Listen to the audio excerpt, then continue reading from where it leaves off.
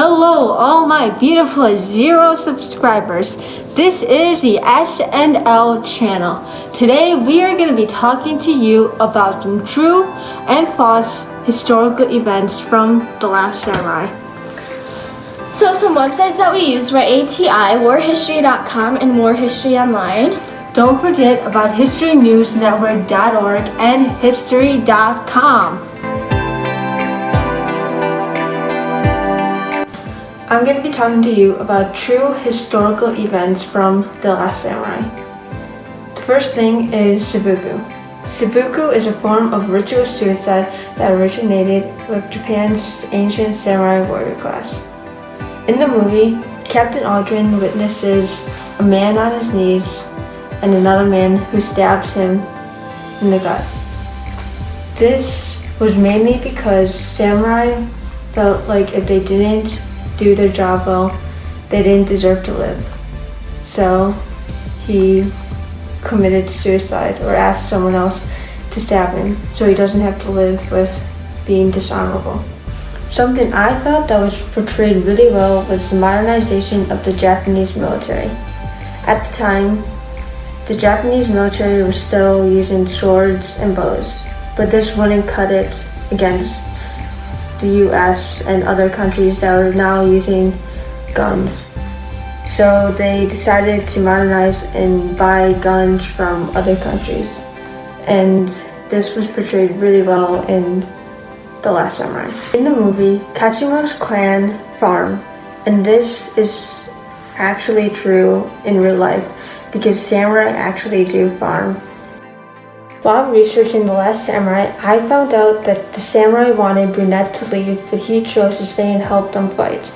Just like in the movie, where the samurai wanted Captain Aldrin to leave, but he chose to come back and save Kachimoto. My last fact is actually quite interesting in my opinion. In the movie, Captain Aldrin is fighting one of the samurai and is losing. I believe it was Nobutada who told him to clear his mind, that he was focusing on too many aspects of fighting. In real life, this is the method of no mind, clearing one's mind of distractions. And I thought this was quite interesting that the producers put this actual method into the movie. So some false is that The Last Samurai actually did have Western and traditional equipment, but it wasn't portrayed in the movie. Okay, so another false is that Katsumoto's death really did happen. It just didn't happen right away. It happened years after they left Japan. So another false is that in reality, the samurai's way of living was way more peaceful than portrayed in the movie. Another false is that they didn't wear armor because it didn't stop bullets, so they kind of thought, like, what's the point of wearing it if, like, it's not gonna save us? Finally, there wouldn't have been any ninjas in the middle of the movie because they had fallen out centuries ago, so that was really unrealistic, even though it was kind of a cool part of the movie. As we all know by now, The Last Samurai isn't technically historically accurate.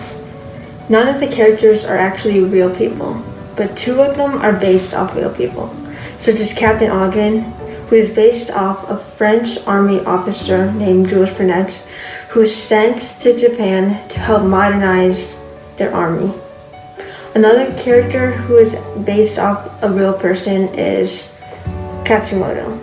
He was based off of Saigo Takamori, a rebellion leader, who actually led a rebellion that the movie is actually based off of.